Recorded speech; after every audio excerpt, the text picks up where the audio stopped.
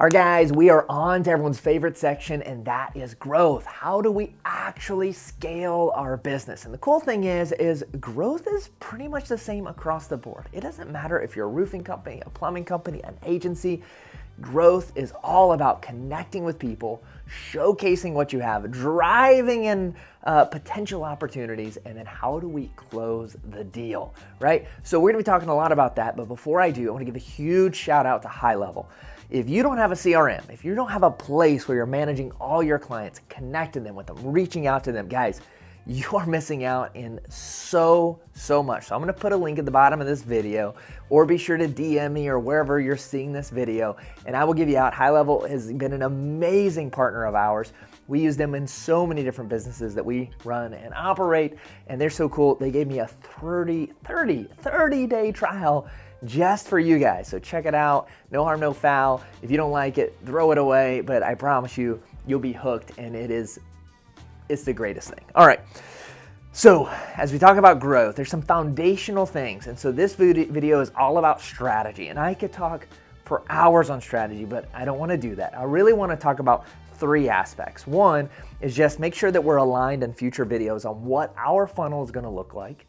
I want to talk about stages of business. This is I think a fairly unique concept that so many people mess up on. We have coached hundreds and hundreds of businesses, and even us at Height, if I had to go back, this is the one concept that I would change. I'm going to talk about that in this video. And the third thing in those stages is we're going to talk a little bit about pricing, okay? So this video is all about strategy. All right. Oh, we can make our funnels as complex as we want to.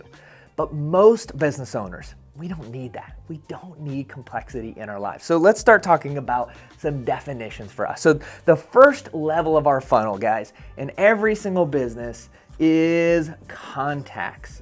I want you guys to really be thinking about driving in contacts. Who is all my connections? And the cool thing about it is, guys, if you really focus on contacts and building relationship with 1,000, 500, even 100 people in your community, referrals are the number one source of business. And the more people know about you and care about you and the more relationship you have, the easier it is going to be to drive through, right? We just got talking about levels of service. How do we serve people? All right, so we take those contacts and what do? We generate leads. And so later on in our conversations, we're gonna have an entire video, here a couple videos down, on branding. Branding is all about generating really contacts.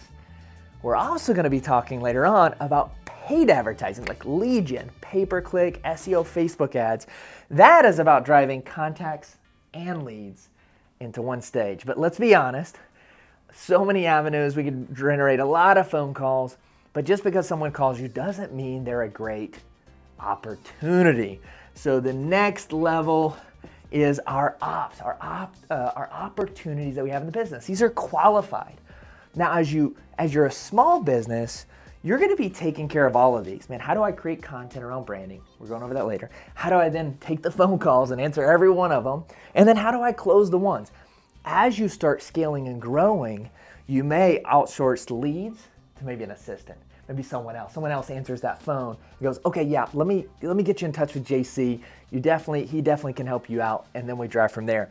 So you're going to see how these levels start to consolidate. And then of course, at the bottom, we are trying to close deals. How do we close deals? So everything we talk about in this section of growth is going to be how do we generate contacts free, right? And ideally, a bunch of those contacts become referrals or they become leads or something like this, right? We're going to go over several different aspects of generating leads and converting contacts into leads, right? And then as we get these leads, how do we qualify them? What do we do if they're not qualified? Maybe they're not even a good fit for, I don't want this business. Well, how do I maybe create a referral partner to throw those leads? Guys, the more connections you have with leads and contacts, the easier it is to turn those contacts into revenue, right? And then of course, how do we connect with them and make sales? So everything we do is going to be a part of this. So now what I want to do is I want to switch this framework around for the first time in this course, and I want to jump on a screen share with you. And I want to show you guys what, in my mind, and we're going to speak very high level here because you can go about this in several different ways depending on the business you have. But we're gonna talk about stages just for a moment and then pricing within that. Let's dive right into the computer. Okay guys, so when it comes to stages, there's a lot here, okay? So just sit down, push play, rewind, because it's a lot, all right? And I'm gonna try to go as quickly as possible. So one of the things in most industries you have to be doing is, number one, sales is king. As you grow in business, you will spend more and more of your time doing sales, all right? You're a dietitian, like, hey, I'm a doctor. Your instinct is, I wanna be a doctor. But if you're growing a medical clinic, you need to be spending as more of your time in sales as humanly possible. If you're a roofer, you might be the best roofer in the world, but eventually you're gonna have to do more of sales. Okay, now let's talk strategy here. As you guys get going, what I want you to do here is I need you to really be, as a young entrepreneur, I need you to be sticking to about 50% as possible. 50% of your time, your energy, your day should be focused on sales, and 50% should be on serving, okay? And we're gonna break this down in I hope, the simplest way humanly possible. What I want you to do is I want to think about your industry. So let's just say you're a roofer, and we'll give another example as an agency. So let's just say as a roofer with maybe a contractor or two, you can possibly do, let's say 10 roofs a month. That's if you're helping out, you're leading the crew, so on and so forth, right? What I want you to think about here is our golden number is 50%. What I want us to focus on is doing 5 to 6 roofs a month. If you're an agency, let's say an agency owner, if you were outsourcing all of the fulfillment, you can manage up to 30 clients. I want you to focus on 15. I want as few employees as possible. Why? Because I'm learning the trade, I'm getting it perfected, but I'm also learning the sales cycle as well. Now, let's jump in here because I want to show you guys a couple of steps to growing the most efficient as possible. I truly believe this. One of the mistakes that Hite did is what we did was the moment we didn't have enough time to do X, Y, and Z, what do? We just kept hiring and hiring and hiring. What I want you to do is make sure each stage is as efficient as possible. So let's look through this. So let's imagine that our clients, let's say, I don't know, in this case, I'm an agency, right? And as an agency, I can manage 30 relationships at a time. I'm gonna outsource all the fulfillment. I can manage 30 relationships at a time. When you first get started, what is gonna happen is you'll bring on client 1, they pay $800, client 2 will pay you $200. Man, I just couldn't get it. What I want you to focus on, step 1, is I want you to get all the way up to 50% capacity as soon as possible. I don't care if client A is paying you $50. I don't care if they're paying you $1.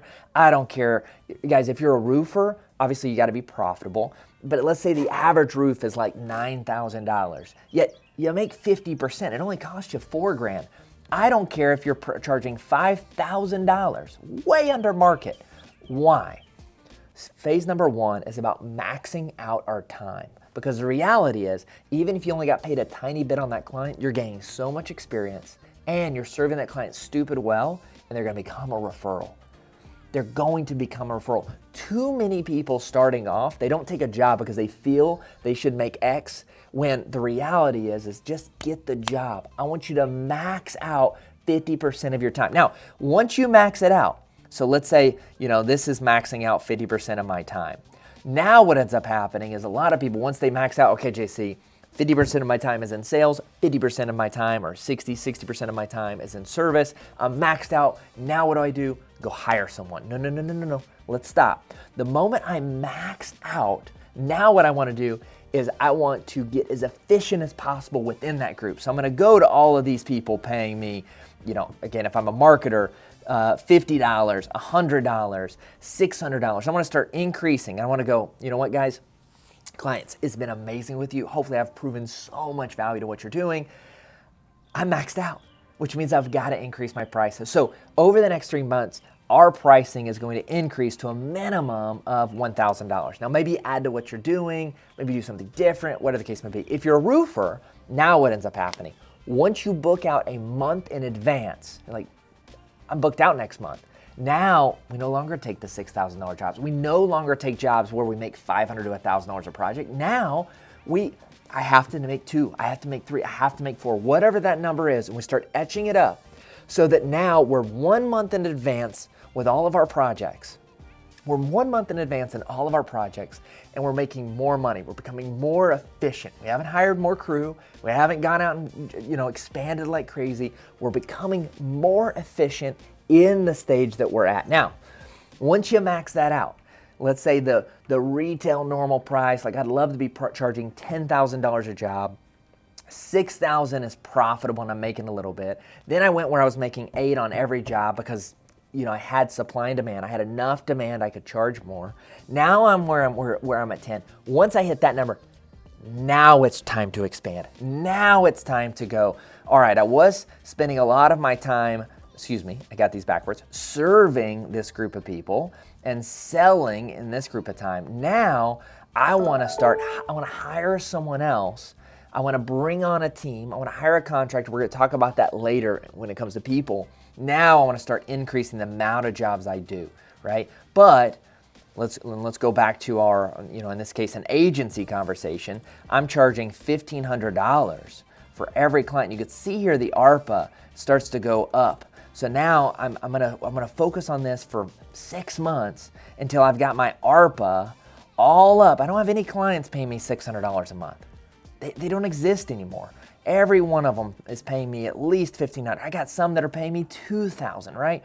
I'm increasing each one of these, stages. So now, same amount of clients, but I'm making $22,000 instead of $6,000 or $16,000, right? So if I'm a roofer, it's the same type of deal. So in that roofing game, let's say that you can manage, I can manage, 9 jobs a month and then doing sales and selling, right? And so $5,000 is profitability. I'm charging $6,000 for every roof. And maybe I catch one at 11, but I tell them, I'm like, listen, client, I will beat every offer because I want to be working. I want to be building my reputation. And so we go from, again, if I'm a roofer, I've got 9 jobs, I'm making $50,000, $59,000. The next month, I'm only doing 9 more jobs. I'm not expanding the team. I'm not getting out there. I'm perfecting everything. But that next month, my ARPA goes up. Now, I'm not charging $6,000 because, again, supply and demand, I've got it out there, right? So now I'm making $75,000 a month in revenue and top line revenue just doing that 9 jobs. I'm not expanding, just focusing on my 9 jobs a month. So now what I'm doing, I'm booked up. I get to pick the people I want to. So I'm still only doing 9 jobs, but now I'm $1 million a year in business. I only take on 9 customers a month. This is how that looks, right? Now I'm at a point where I do want to multiply this. I didn't want to multiply an ARPA, whatever. This is what I want to multiply, and this is where it goes into scaling. So when people do this, it's all about. So if we take this model right here, okay, JC, I need 9 clients a month. I need 2 clients a month. I need 3 clients a month. Now let's start reverse engineering this and let's go into this, right?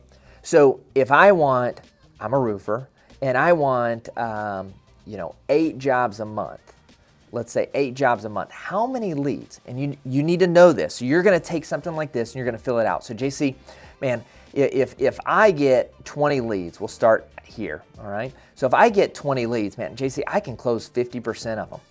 All right, or 50% become good opportunities. If I get 20 leads, 50% are probably quality. Like they match my price, they match my ICP, and if they're good quality, JC, man, I can close 80% of them.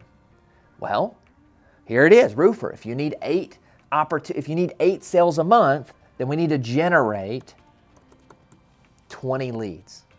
We need to generate 20 leads.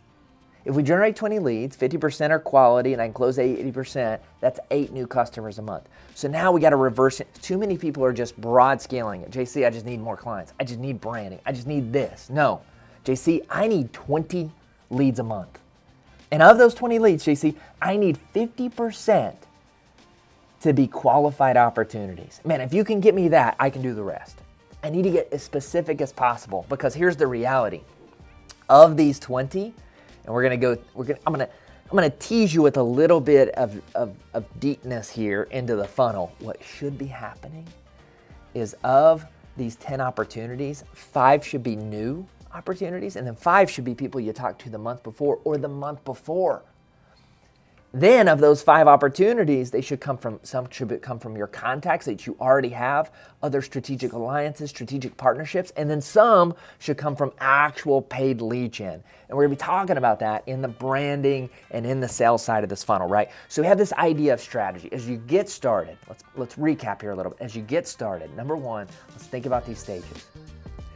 Be slow to expand your business. I want to multiply what I really want. Don't multiply something that's subpar. Number 2, if you have free time, serve clients. I don't care if you're profiting a penny. It's better to be serving clients, especially in the local world, because if you're serving clients, chances are they'll turn into referrals.